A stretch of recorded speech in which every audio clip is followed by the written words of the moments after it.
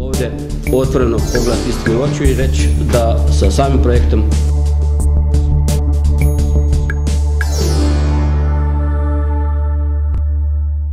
jedan od naših zaštitnih znakova grada Petrinje i veleposlanice Republike Hrvatske, moje duboko poštovanje i lijep pozdrav u uredu gradonačelnika, vama i vašim najbližim suradnicima, u ime moje zamjenice, u ime mojih suradnika i posebno mi je drago što vidim i vas kao udruge. Dobrodošli u grad Petrinju. Posebno se ponosimo na Strossmayerovo šetalište, posebno se ponosimo na današnji dan kada ćemo upravo i posaditi biljku koja bi trebala ostati vječno i poruka svim generacijama i zbog povijesti, ali i zbog budućnosti. Došli ste u grad koji je na neki način bila prva linija i bojišnice i svega onoga što smo doživjeli u Domovinskom ratu. Kao civilizirani svijet, kao civilizirani grad sa bogatom kulturom, tradicijom i svojom poviješću želimo biti sastavni dio Europske unije u pravom smislu riječi. Što znači, ne želimo to biti samo na papiru, želimo biti ili statistika, želimo biti upravo ono što i pripada gradu Petrinji kao starom civilizacijskom, dnevnom, kulturnom, srednjoeuropskom gradiću. Mi taj izgled želimo vratiti, a dolaskom vašim sigurno da je to još jedna potvrda da buduća suradnja kroz sve, ja bih rekao, aspekte moguće suradnje vas kao veleposlanice, da ćemo sigurno imati dobru suradnju i da danas u ovih sati po vremena možemo samo preliminarno spojiti, ja bih rekao, naše različitosti, ali i u budućnosti prednosti. Poštovani gospodine gradonačelniče, poštovani dame i gospodo, dragi prijatelji, veliko mi je čast i zadovoljstvo biti ovdje s vama. Je suis donc très heureuse d'être ici avec vous à Pétrignat aujourd'hui.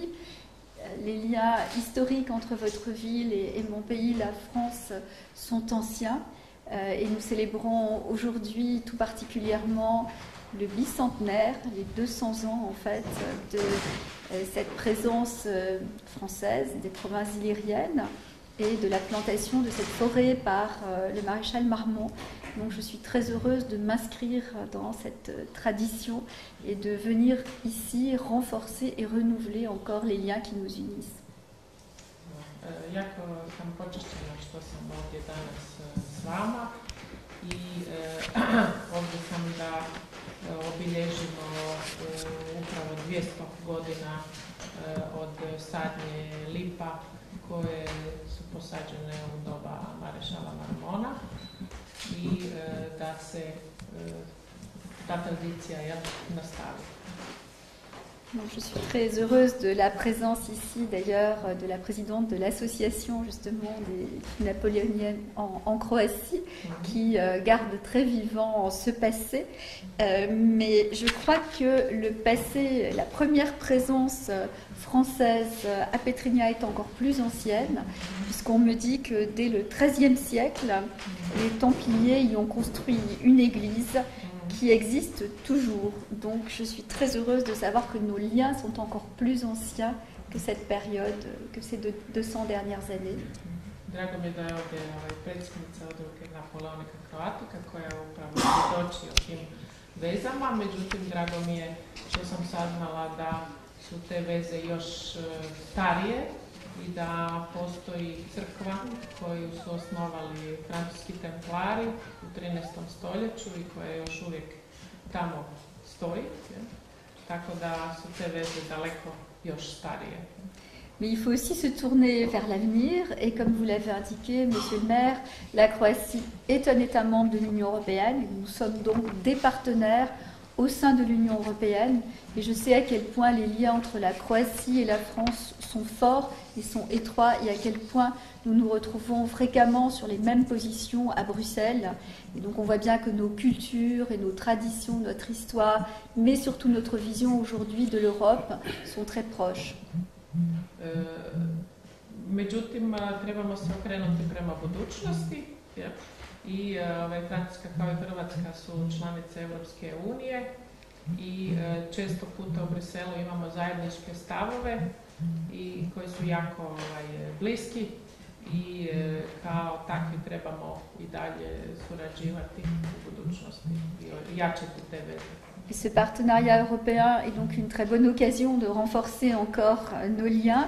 Et je sais qu'il existe différents domaines dans lesquels nous pouvons envisager une coopération avec la ville de Petrinja. Je pense notamment aux liens dans le domaine scolaire qui sont tellement importants parce que ce sont les jeunes et donc c'est l'avenir qu'on prépare. Donc ces liens sont tout à fait importants dans l'enseignement général comme dans l'enseignement technique. Et je crois que dans l'enseignement agricole en particulier qui est important ici, il pourrait se développer avec un partenariat et une coopération avec une école française. Dakle, s obzirom da gledamo u budućnost, a tu je upravo obrazovanje ono što je bitno i naša djeca, vidim prostora za suradnju na obrazovnom planu, posebno su u pitanju osnovne škole, stručne škole, mislim se na poljoprivrednu školu i tu bi se moglo ostvariti jedno partnerstvo između škola u Petrinji i u Francuskoj. Et bien évidemment, le domaine économique est très important aussi pour nous tous. Nous avons besoin encore de renforcer et de développer nos liens. Et dans le domaine notamment agroalimentaire et production biologique, un secteur où nous avons là aussi une sensibilité partagée et où nous aurions certainement la possibilité de développer des partenariats plus étroits. Naravno, tu je i gospodarska strana i gospodarske veze koje su bitne. U Francuskoj je prilično razvijena ekološka proizvodnja, pitanje hrane i tako dalje i tu sigurno postoji prostor da se uspostave još tješnije veze.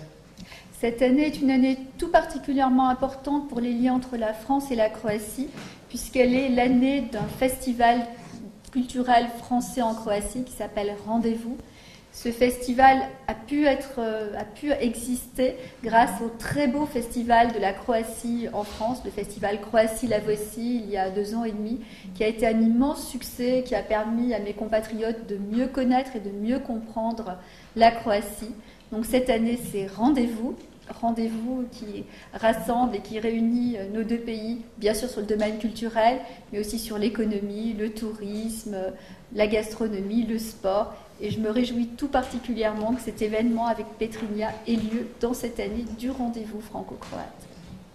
Ova godina je posebno osobita po tome što je to godina festivala Francuske u Hrvatskoj koji se zove Rendez-vous.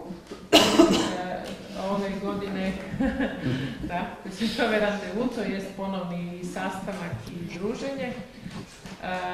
To je u stvari posljedica susreta predstavljanja Hrvatske u Francuskoj koji se zvao Croatie-La Voici, to jest Hrvatska evo je, jedna zgodna igra riječi.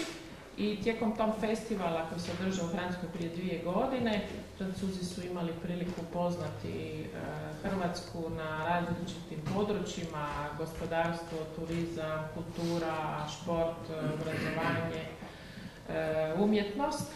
I posebno mi je onda drago da ove godine, kada je godina osobita vezana za taj festival Rendez-vous, se imamo mi prilike susresti u okviru tog festivala i ovdje.